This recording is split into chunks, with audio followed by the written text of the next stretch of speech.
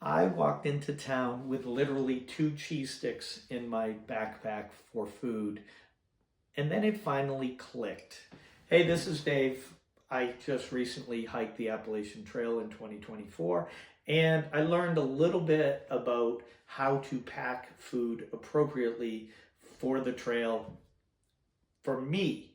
So in this video, I'm going to talk about kind of how much food you should carry on the Appalachian Trail, what the 5 finger rule is for carrying food on the Appalachian Trail, um, and then what my pack looked like, how to pack your food when hiking the Appalachian Trail. But first, I want to just say, in my 5 months or so on the Appalachian Trail, I underpacked food, I overpacked food, um, I bought too much and then sold the extra, and then I bought food at a shelter from a friend of mine because I had underpacked my food. I was told by a friend they were amazed at how I pack my food. Not amazed because I was so efficient, but that I would walk into town carrying, like chewing on the last granola bar in my pack. So with that said, let's get to it. I want to talk first about how much food you should carry on the Appalachian Trail. And my answer to that is enough. You need to carry enough for you. But you only need to carry enough to get from point A to point B. The Appalachian Trail is so kind of methodical in where you're going to stay. Everybody looks for resupply at like 3 to 5 days. Some people can go out 5 days. Some people, like to stop, in a town at 3 days. So I like to realize that most of the people at the beginning of the trail, including myself, would carry way too much food. You would get into town and you'd have, a half full pantry of food that you hadn't eaten, and now you're in town and you're going to a restaurant and you're going to, resupply, and you're going, you're at the hostel and they have food. So food is plentiful when you're off trail, of course, right? But what I realize is you don't need to carry as much food once you figure out how much food you need to carry. I would get into situations where, like, if I got trail magic, that saved the day for me for eating on my under eating days. And the reason it's trail magic is because it's a Friday, Saturday, or Sunday down south on the Appalachian Trail. Sometimes you get it during midweek, and you get it in areas where there wasn't a town close by, but you kind of had that metric. Especially, it came to me somewhere in Connecticut. I believe it was Connecticut. I was going up their mountains, I think near Mount Race in Connecticut. And it was busy. It was a busy day. It was a sunny day. And I'm realizing, like, school's not out yet. Maybe it was, at that point. But school's not out. It's really heavy traffic. And I didn't know what day it was because it didn't matter to me. I didn't carry a watch. I didn't have a calendar. I could look at my phone if I wanted to, but why?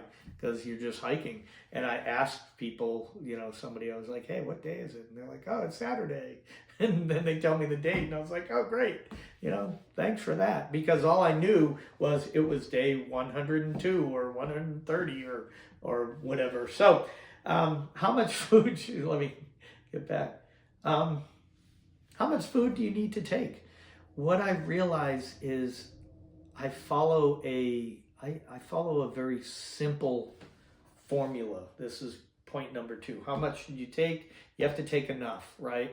You have to make sure that you have enough food that you can last until you get into town or get to your next resupply, wherever that might be.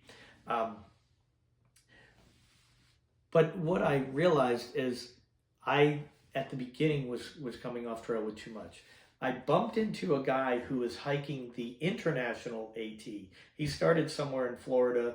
You guys probably could speak to it better than me. Somewhere in Florida, and he was going all the way to somewhere in Canada, and that was the international AT. And we met him somewhere in the middle. But what he said is, he said, whenever he and I'm changing this, I call it the 5-finger rule. He just said, whenever you leave town, you're going to have had either breakfast and maybe lunch. So all you really need is dinner. Then you need however many days until your next resupply. Okay? So a half a day of food here, leaving town, a half a day of food when you're coming back into town, into a town, hopefully not the same town. Sometimes it is, but that's different circumstances. I digress. So I call this the 5-finger rule. Half a day of food here, 3 full days of food while you're on the trail, and then a half a day of food when you're coming into town. That's assuming on this day you leave town, you're in the woods for 3 days, and on the 4th day, or the total of 5th day, you're coming back into town. Modify this if on the 4th day you're coming into town. Half day, full day, half day. So that tells me you need 3 days of food when you leave town, right? 4 days of food if you are, coming into town on the 5th day, okay?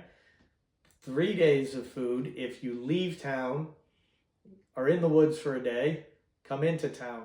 There are circumstances when that happens.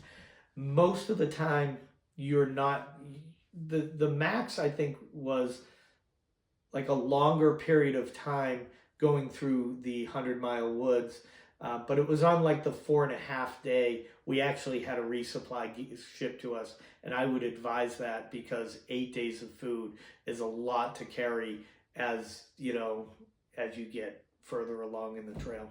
So that's the 5-finger rule. Let's go over it again because people are going to be like, that's stupid, Dave, you don't know what you're talking about. Well, half day of food, full day, half day when you go into town. Again, half day of food, full day, half day. And I don't know why my fingers don't work so well.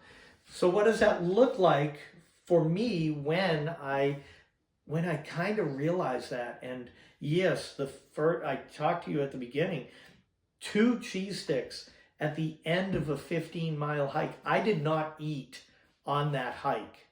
I had a couple Spams in the morning, 15 miles of hiking, holding on to 2 cheese sticks because that's all I had. I ate those cheese sticks when I got to the parking lot getting ready to be picked up by the hostel shuttle. And I realized, I under negotiated my food. So what does this look like? Okay, I'm gonna show you. This is my breakfast. I learned that I did not need a hot breakfast in the morning, especially as it got warmer. Even when it was colder, I could have eaten this and just, put my pack on and left. Or just put my pack on, left, and ate this on the trail. So what it looks like, a gallon Ziploc bag for breakfast, a gallon Ziploc bag for dinner, and quart bag for snacks. So what this meant to me was 2 Spam packets in the morning, 6 to 8 protein bars that had at least 200 calories in them, 200 to 250, and then 2 tuna packets at the end of the day. I would put 8, say we were doing the 4-day, right? Half day, full day, half day, or the 5. Each full day would get 2 Spam packets, 6 to 8 protein bars, and 2 tuna packets. Okay? Do the math on that. This day would be equal to one of these days, the beginning and the end. Because this day you might have snacks and dinner. This day you might have breakfast, snacks, and then you get into town. If you are not finishing your food during the hike, then that becomes dessert after those 2 wonderful tuna packets. And I know that people are going to gag because I ate Spam at the beginning of the day, tuna packets at the end of the day, but it worked. So in your gallon Ziploc, you have your 4 days or 5 days, 2 packets per day of breakfast. So for me, say it was 4 days, you would have 8 packets of Spam, 8 packets of tuna. You could carry out some packets of mayonnaise or spices or something to kind of help this. And then I'd have my 6 to 8 in a quart container. 6 to 8 quart container, 4 days of them. That is all I had. I put my dinner one down. I put my quarts all sat, well, no, they didn't say, quarts all sat alone, and then I'd get my gallon for my breakfast. So that's what I would put in my food bag. And in my food bag, I also had my rope, which was a thin arbor rope for my bear hang, and I'd hang it up every night. So that's that, and a long handle spoon. Some people would gag, I get it, but the reason why I figured this out is every time people would go into a store early on, you would go like all over the place. Like, what do I want to eat? What do I want to eat? Oh, I'm going to have a little of this, little of this, little of this, little of this. There was no system to it. And I just remember wandering around, trying to get stuff, having no clue. And then you end up just with this big giant, what felt like a 50-pound, tote of food as you're checking out. And I realized, no, if you literally buy, you're doing the 4 day, right? You buy 28 to 32 protein bars, 8 Spam, 8 tuna packets, you're done. I did this in Stratton, where I would get that, and I did that. I did it way before that, but by the time I got to Stratton, I was at the Roadhouse, which I think is closing, unfortunately. That was one of my favorite places to stay. Met up with some good people and hung out, and that was pretty awesome. But anyhow, I digress. And so what I would suggest is try to create a system. You get your breakfast, you get your snacks, and you get your dinner. I know a lot of people who would stop for lunch. I just wasn't one of them. And if you do that, then calculate that in. That might be gallon plus snacks, which combined is 1 quart.